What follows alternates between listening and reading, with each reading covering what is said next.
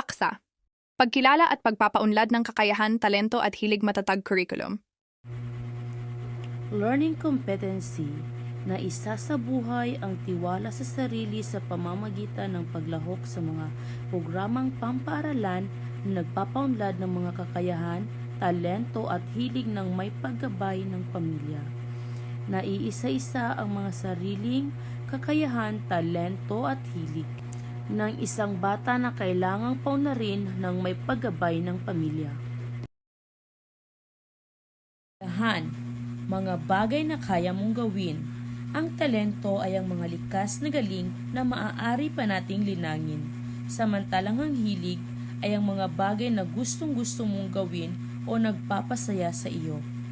Ang pagtuklas at pagpapaunlad ng mga ito ay nagpapalakas ng tiwala sa sarili.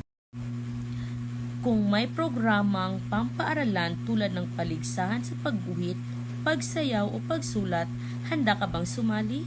Ano ang maaari mong gawin upang maipakita ang tiwala mo sa sarili?